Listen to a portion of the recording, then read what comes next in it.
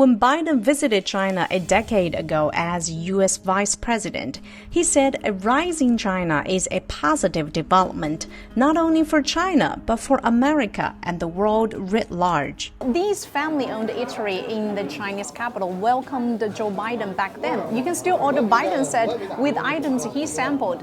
His visit here only lasted about 20 minutes, but he left pretty good impressions to the owners, but more importantly, to the Chinese people.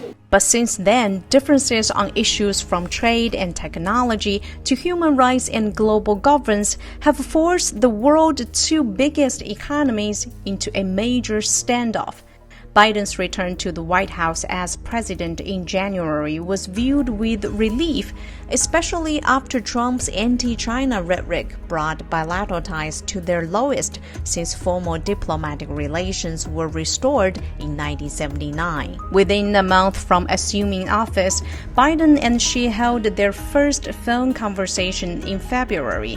While acknowledging their previous connection, Biden hinted that the U.S. had to step up its competitive game. Good conversation. I know him well. We spent a lot of time together over the years I was vice president. But we don't get moving, they're going to eat our lunch. Despite Washington's own problems with the racial justice, rising unemployment, and a pandemic that had taken more than 500,000 American lives at the time, Biden's team seemed determined to resume their country's preoccupation with China's internal affairs. A red line China has stressed is non-negotiable. Beijing clearly conveyed its dissatisfaction over the state of affairs in a high-level meeting between the two sides in Alaska this March. So for China, it was necessary that we make our position clear, that in front of the Chinese side, the United States does not have the qualification to say that it wants to speak to China from a position of strength. The only bright spot in bilateral ties has been cooperation on climate change.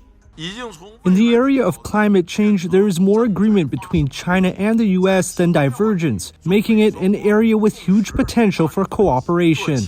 The China-U.S. deal to curb methane emissions came just 4 days before a virtual meeting between Presidents Xi Jinping and Joe Biden in November.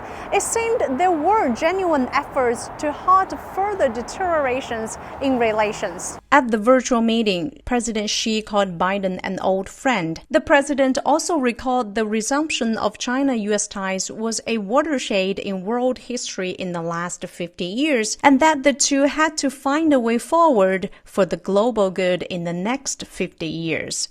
As the world's two largest economies and permanent members of the UN Security Council, China and the U.S. need to increase communication and cooperation, each run their domestic affairs well, and at the same time, shoulder their share of international responsibilities and work together to advance the noble cause of world peace and development. And I look forward to a candid and forthright discussions like all the discussions we've had thus far. Seems to me our responsibility as leaders of China and the United States is to ensure that the competition between our countries does not veer into conflict, whether intended or unintended. Taiwan has been the sticking point of bilateral ties. Beijing has long warned the U.S. over its informal military and economic support for the Chinese region, despite Washington's agreement to abide by the One China principle.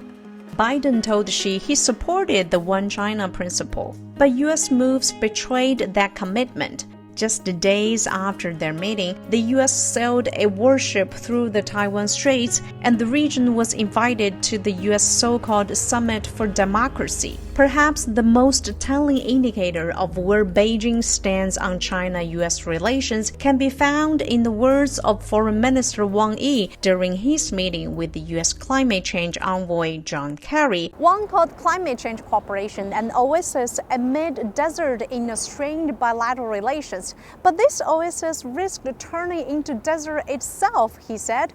That is, unless Washington respects Beijing's red lines to prevent tensions from spiraling into conflicts.